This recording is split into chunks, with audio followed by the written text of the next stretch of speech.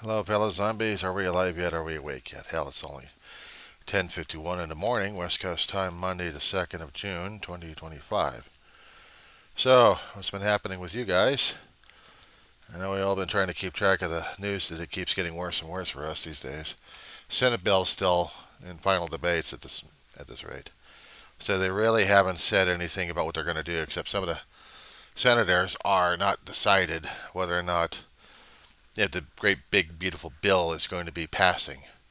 I know the Democrats are furious about it, but it's also some of the GOP, and they want changes in the damn thing. There had been also pushback on one particular GOP senator who went over to a town hall and said something about we're all going to die. And then she tries next time, actually the next day or two, after getting a hell of a lot of response from her constituents and everybody else, that she was trying to make clarification but not quite empathetic enough, and still talks about religion.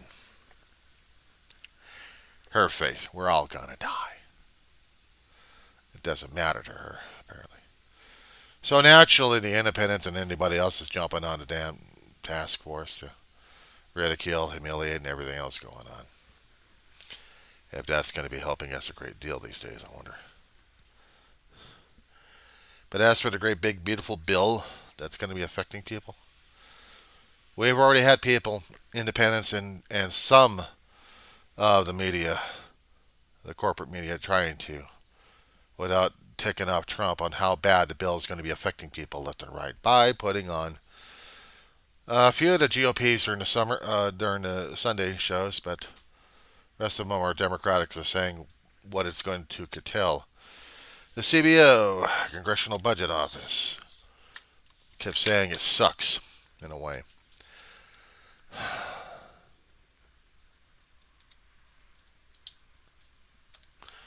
Congressional Budget Office. These are the guys doing the reports, cost estimates on what it's going to be concerning about the titled bill that we have. This was ordered by the House Committee on the Budget on May 18th. And I am trying to get the document viewed so I can save it. It looks like it's on a spreadsheet format and not a PDF file I can look at. But according to their summary, the big beautiful bill, estimated budgetary effects on a bill provide for reconciliation pursuant to Title II of the House Concurrent Resolution 14. Ugh. Just call it the One Big Beautiful Bill Act. As ordered by the House Committee of the Budget on May 18th, it had CBO at that point, and it's already been dated on May 20th, and we're only in June 2nd. So back then on May 20th, which was 2 weeks ago, had not reviewed the legislation for effects on spending. Spending subject to appropriation has not yet completed estimates of the effects of interactions among the titles of legislations. Legislative information is available on congress.gov, which is the great big beautiful bill. It's still there. They're trying to resolve differences. Aren't they nice? Of course, on congress.gov, it's available, the big beautiful monster from hell. And it is, well, let's see, their concurrent resolution that was dated back in April 10th, they're still working on this damn thing. As for the bigger bill itself, I'm trying to get that information now so I can look at the bastard. Yeah, I'm not holding up back in my language. My language is salty enough as it is. Related bills. We had two of them. Where the hell is it at?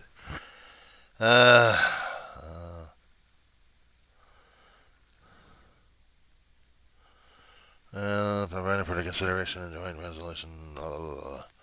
Holy crap! It's latest title is too damn long, and my system's going to have a conniption fit over the damn thing. Suffice it to say, we've got lettuces happening here regarding our big, beautiful bills. And they're still going through the Senate and representatives and everything else going on there. You know, you can go to Um, Congress.gov, find it, download it. They say it's about 1,000 pages. If it is, I want to see the one great big good HR1 they call it. Past the House. Under the text section in there, they got a great big beautiful PDF file because this thing scares the crap out of people left and right. Of course, I can't look on it just yet because it won't let me. And if it does, I want to see this.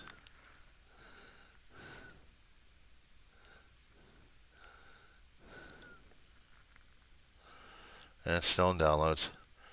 So when I want to look at this file here, I'm going to open it with Google Chrome so I can look at this Nightmare on Elm Street. The Great Big Beautiful Bill, HR1.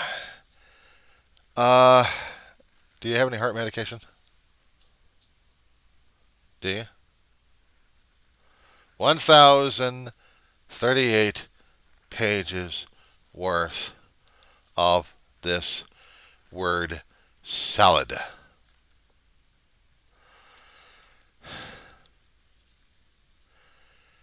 That's a forest.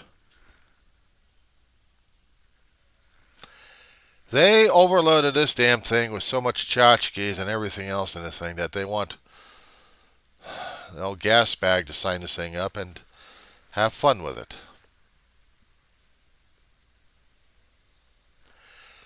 This damn thing scares the crap out of me. Because I'm looking at something that I don't even understand and wondering, why did we do this to ourselves?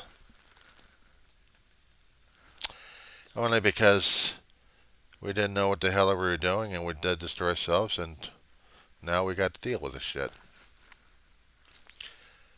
Yeah, I am not...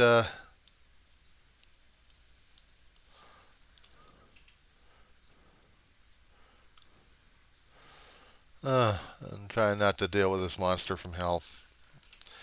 I'm going to save this bastard. That's what I'm going to do. Because this is a bastard to look at. And because we don't have... let's see, what was the corrections?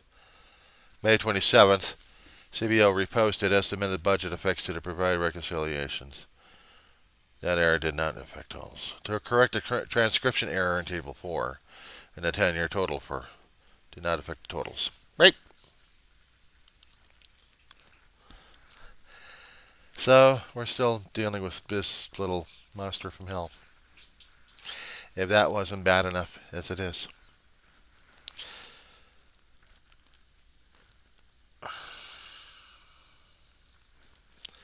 But everything right now is affecting us a great deal.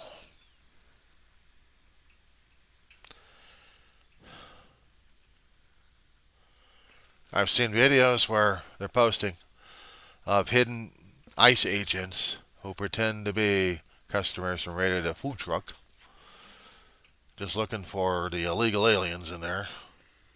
If they see somebody Mexican or Latin descent of any sort, they're basically FUBAR.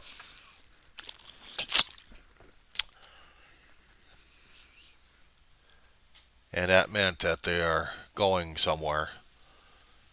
And at that point, there was agents being caught on camera. And it's a good thing. To a point, because now we can identify some of the bastards anyway. There are people standing up against the ICE agents and demanding that they get their facial things off. See, they're doing it to protect their own identities because they don't want any repercussions of what they're doing. And no wonder they're getting shamed like crazy. They're supposed to be obeying federal laws, but they're obeying Trump directly. And this is what we're seeing. This is what we're seeing, what's happening right now as it is. And it's scaring the hell out of people left and right.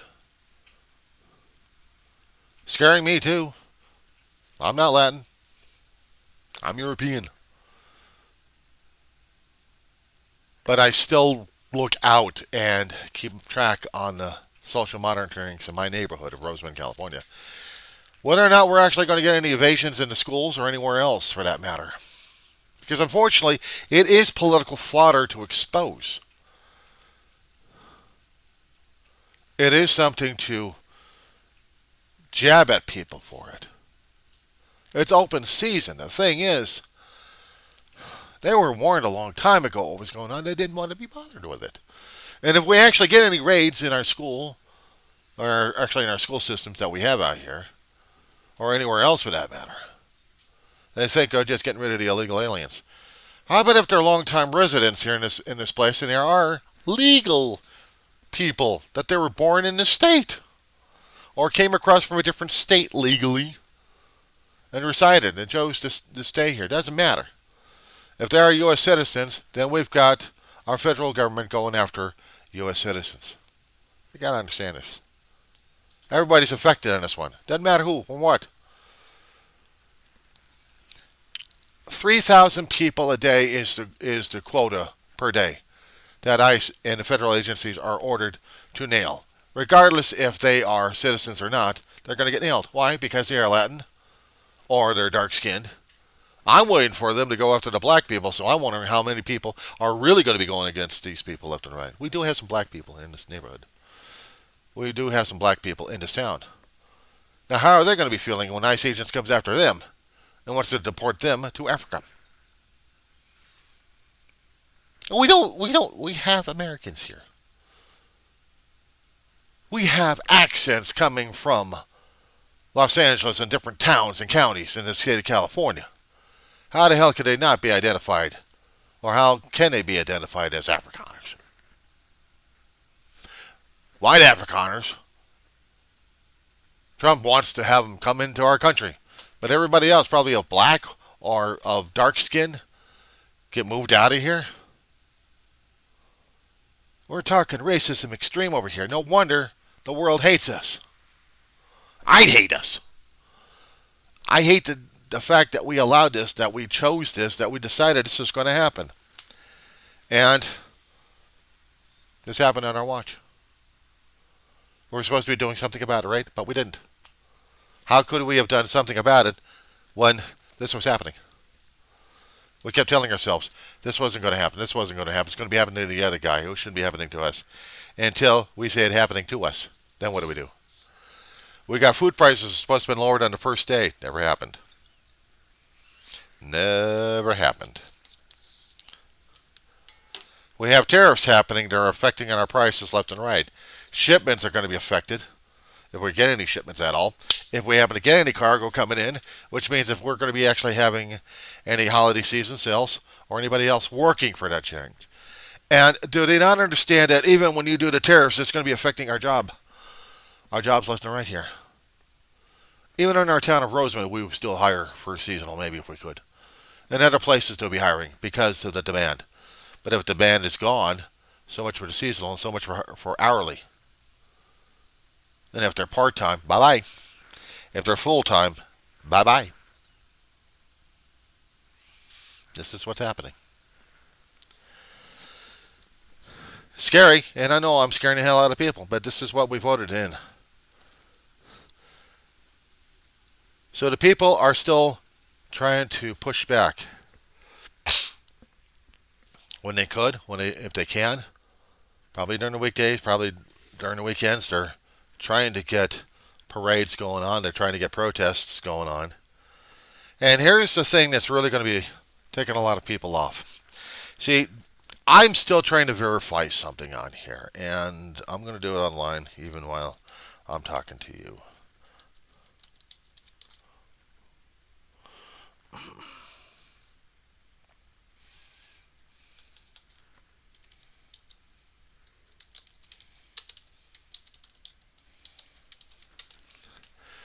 Now, they're predicting it's going to cost about $16 million of damage out in the streets, and the Army's not quite sure whether or not they want to do this thing or not.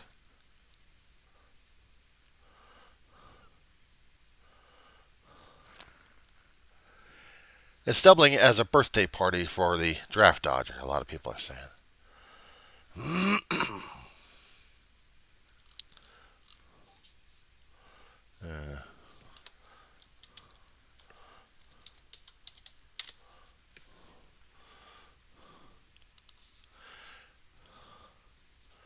What I'm trying to find out is whether or not the military is actually going to be doing this or not.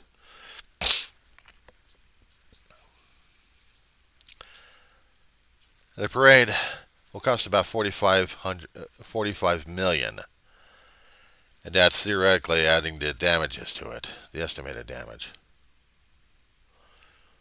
You got tanks, you got Bradley fighting vehicles, you have strikers, you have artillery launchers, you have helicopters, and soldiers. Army said it will cover all repair costs of the district streets, which would be estimated $16 million. It would also place thick metal plates as long as 20 feet down where truck tanks could turn on the parade route at a cost of $3 million.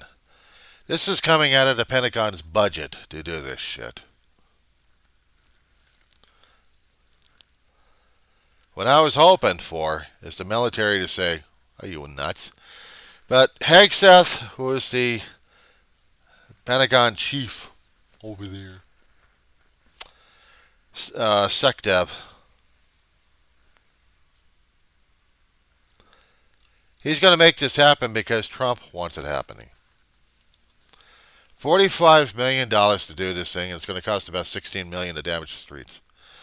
And the Army says it's going to be doing more. It's going to be doing it to fix things. Just because he wants his ego built that high. Now, there are going to be other protests happening throughout the country, in different towns, in different cities. No King's Parade, or no King's gatherings and marches. Of telling Trump, we don't want a king, we don't want a ruler, we want our presidents who, acting under the Constitution, have actually given a shit about the people here. Let me put you on pause right now. I got lunch burning. Can I remind you folks, when you're cooking rice, keep track of the temperature and also keep track of the time. Otherwise, that's the only thing I can say about that shit. Okay.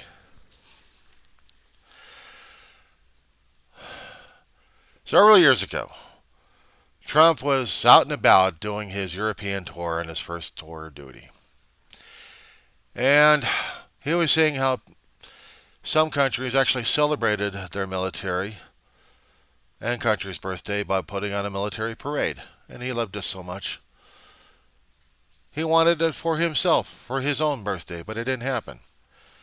Because at the time, the Department of Defense didn't have the budget, time, and it wasn't going to pay fealty to him. Now, since he's got a trumplicate in there that will do it, so the Army's saying, okay, fine, we're celebrating our birthday during that time.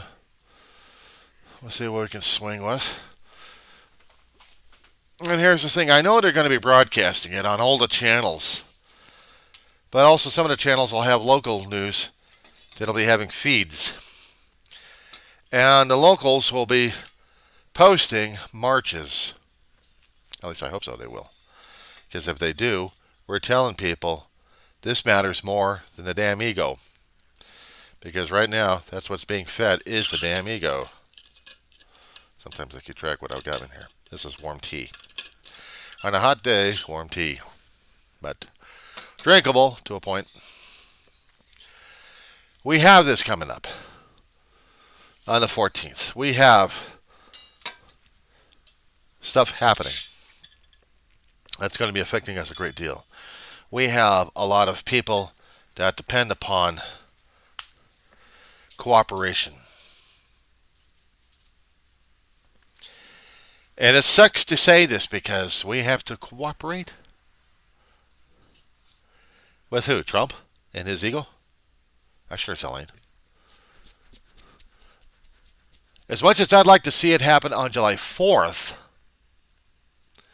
which would have been more appropriate on our country's birthday when we would have a sampling. But no, Trump wants to celebrate his birthday, him being popular with the military. He so supports the military that he couldn't support the military because his father got him out because of bone spurs, if that's true or not. But that's the story floating around for years.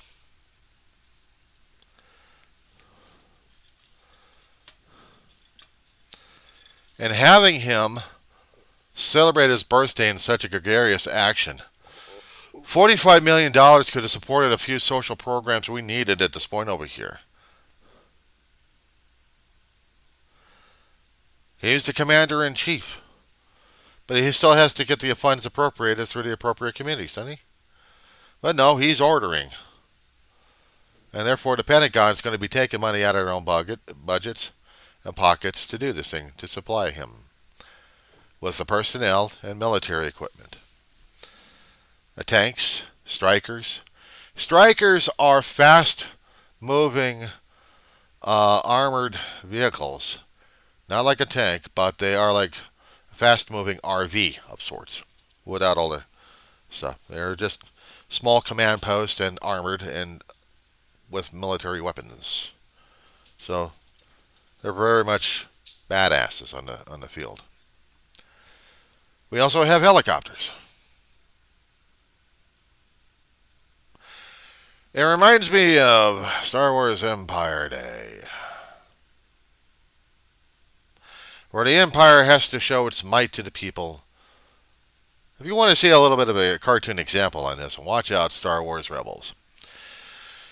I think it was first or second season that they actually had where the Rebels were going to be putting a dent on Empire Day. Empire Day was the day that the Empire started taking over things left and right. Had about a decade and a half of terrorizing people left and right. And to show that their military might is supreme, different places will be having a small, TIE fighter show with armored vehicles marching past and plenty of soldiers on the ground pushing the crowd forward to clap. Here's the thing. We've had military parades as much as I remembered. We had never put troops in crowds, police officers, uniform and undercover, to keep the peace a bit. Meaning, nobody throws anything at the damn participants or tries to do anything stupid. Rob, pillage, pilfer, plunder, shoot people, anything else like that. Usual local robbery stuff. Criminal crap. But since 9/11 happened, it became more and more intense. Because now they're looking at whether or not we're actually going to be coming into terrorist acts. And we've had terrorist acts. There had been one day when there was a Boston Marathon. Two lunatics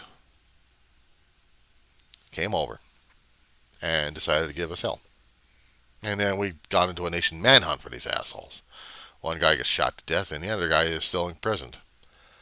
But he's not going to be coming out of jail, or is he? He's been housed in Supermax because of what he did. Tried, convicted. And if he's going to be filing a letter of appeal with Trump on this one, which means we really got a problem with our leaders. Trump can pardon the son of a bitch. But they're not going to get Trump's complete adoration on this one. Trump wants to show the people that he is important. He is Trump. This is his birthday. He's going to celebrate it the way he is. By exploiting and he wants to excite people concerning about what he feels about the military, and he has no clue. Doesn't give a shit. He wants a military parade. He's seen other autocracies, autocratic society. The other autocrats out there who want to show their power, show their influence, and show their terror. They're going to protect their people? No, they're going to encase their people. And we're showing it with the military might. So you do something stupid, we're coming after you. We already got ICE working with other people left and right doing that already. We got armored vehicles coming up to neighborhoods. Quiet neighborhoods just to raid one person or two. Now I talked about this one about a month and a half ago. about one particular neighborhood out here in Southern California. A quiet area, I think either in Riverside or San Bernardino, one of those two. No, not San Bernardino, Orange County. And the guy wasn't home, but the house got raided, and the family members were detained and then released. They had about 16 armored vehicles of feds. Out here in the state of California, in certain counties, we have sanctuary. It means to a point that we don't put our locals, our local EOs, assisting feds. You're going to make a federal arrest? Make the federal arrest. We're not helping you. We had our Sheriff's Association, about 2,000 or 3,000 idiots running sheriffs in their counties. And they want complete autonomy in their areas. They're trying to force the cities and states to not comply with their sanctuary. They call it bullshit. I hate to say it, but we're in a civil war. We are in a civil war at this point. We are in conflict with our government systems, with our small communities, to cities, to counties, to states, to the federal government. If they cannot buy the federal laws that we have, if they cannot abide by due process, birthright citizenship,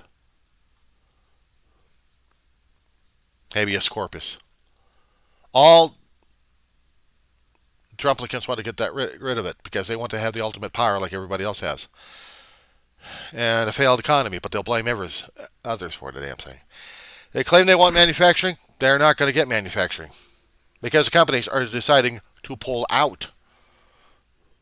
We already had John Deere already setting up operations in Mexico. We've got Coca-Cola getting out of the United States. They're shifting their headquarters and their processing out of country. Meaning if you're going to want a Coke, you're going to be paying tariffs on a damn bottle. It's going to be like $5 for a 20-ounce bottle. Think on it. And what about Hershey? Hershey, Pennsylvania. All that nice, wonderful chocolate. I haven't heard anything, but I'm going to. I got a feeling that Hershey chocolate will be the most outrageous commodity out there. Imagine these guys going out of country. Hershey, Pennsylvania shuts down their only operation, keeping that town alive in that state on the map. Pennsylvania, yes, it's landmark for our birthplace of revolutions and had the birthplace of the Declaration and the Constitution. Problem is, we also have it birthplace of chocolate. Chocolate that we import. We get the raw materials, we produce a product, we sell it as an American product. But there also could be factories out there who could do the same damn job, cheaper rates. And I wouldn't be surprised that the billionaires who own Hershey are deciding the same damn fate. Imagine all of the U.S. brand we have, all outside. We become a pure consumer. Where are we going to get the money? We don't have the manufacturing stuff. We have a government that wants to keep manufacturing here. We're going to manufacture everything here because of our tariffs. No. They're getting the hell out of here because of the damn tariffs. And because we have a president that doesn't know his ass about business. He screwed us over once already, this first term. Second term, it's even worse. By allowing a civilian to create his own mini government, or actually his own mini hit squads, of going into our structure of our government system, tearing it apart, getting rid of people left and right, trashing everything. People like me who depended upon government subsidies, such as Social Security that we put into a system, and for Medicare and Medicaid, for our health, well, guess what? That's in danger because we've got that money being directed, into more wealthy pockets than mine. Which means I have to worry every month whether or not I'm going to keep a roof over the head, bug-ridden as it is. Been that way for a few years already. I'm worried about my health. Not as much as I should be by going over to the doctor constantly at this point over here. I'm constantly talking to a therapist, but still, it costs. Therapists are pretty damn expensive, including the plans I get. But it's the plan I've got, and it's working for me right now. But what happens if it doesn't?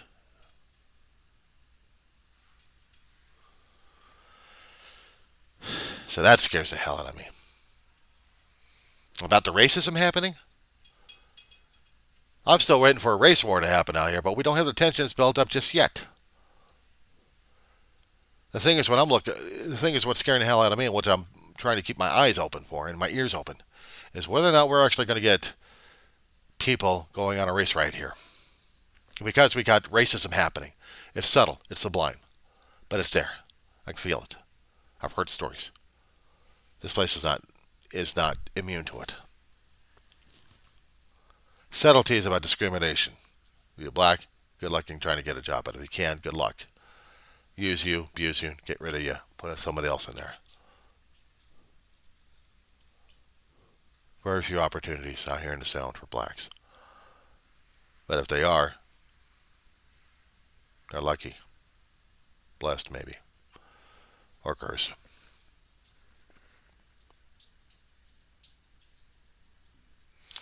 You see me drag all these bottles. You think, what a wealthy guy. Hardly. These things I've had years. These containers I had for years.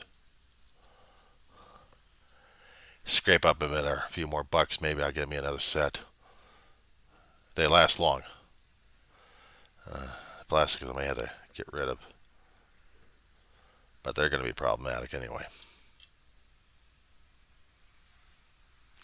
For some people, they think I'm living on a hog because they look at the videos and think, he's got a lot of stuff. Well, a lot of stuff I've inherited, and very few stuff I had already. A lot of stuff I had here for decades from family members. Family members passed on. Now I get to get the junk. Old rotten furniture rotting away, getting eaten alive.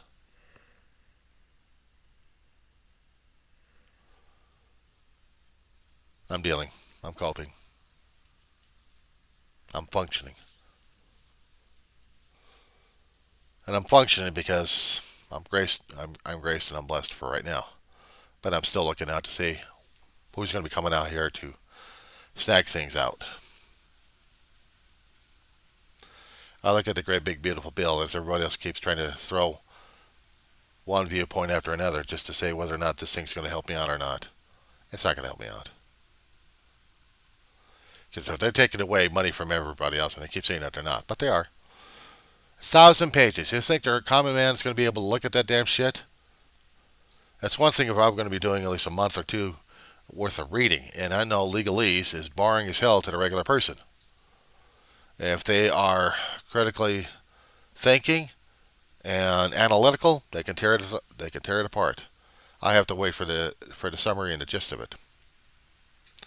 And that's where I get the people yelling and screaming at each other saying, look at this, look at this, look at this, look at this. I'm looking at the damn thing. What do you want me to look at? What section? Point me to the section you want me to look at. Well, it's big and it's yeah, and you're going to tell me that that's all the thing that you know about.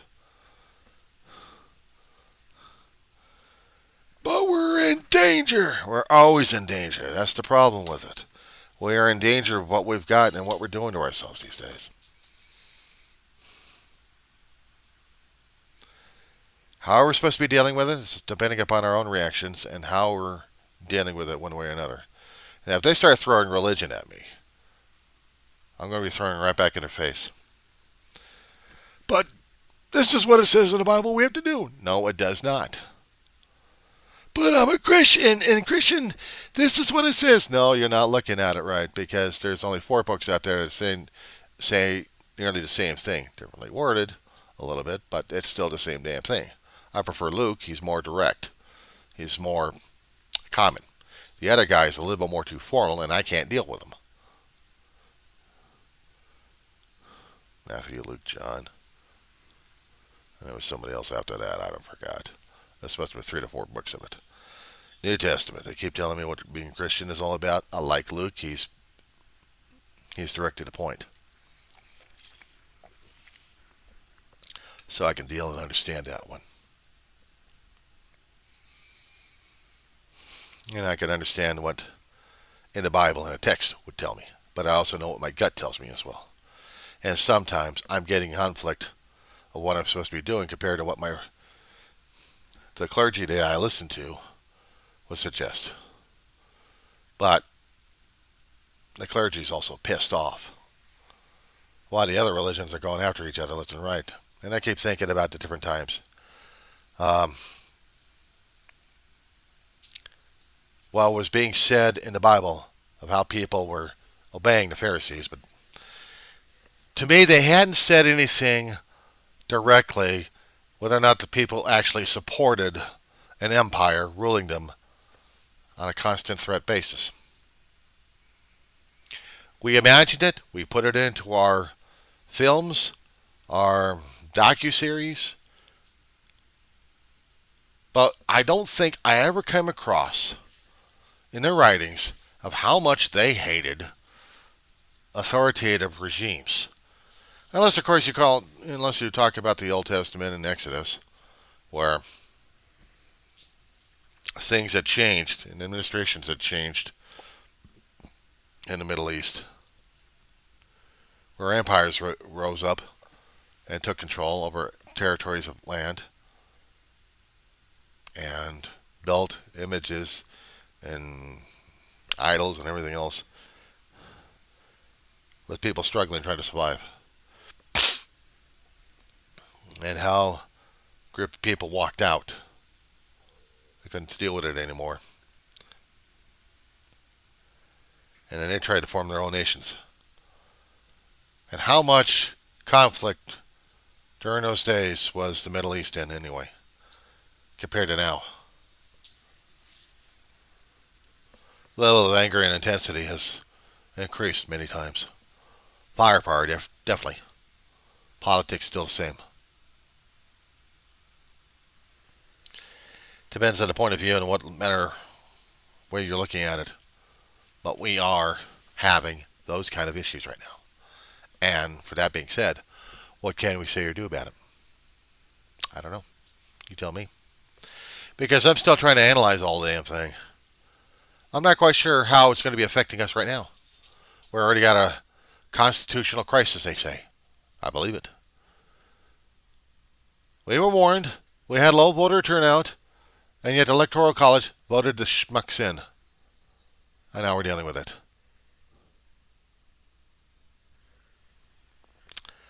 It's a day-by-day struggle that we have to deal with. We're looking forward to the midterms if they're going to happen. And if they are going to be happening. Are the candidates going to be supporting the Constitution of the United States or not?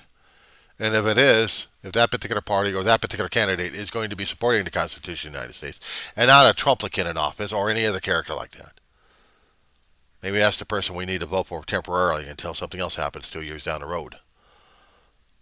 Get a temporary fix in Congress, at least in the House of Representatives. I'm not quite sure about the Senate, but Senate also goes through their own processing as well. So we may get a replacement or two, but we'll see what happens.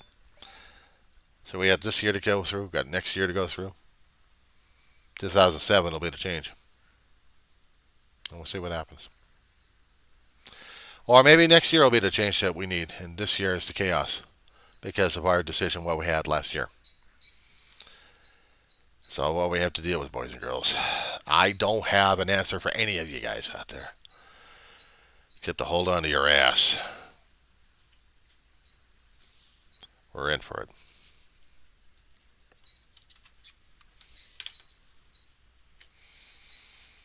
Until then.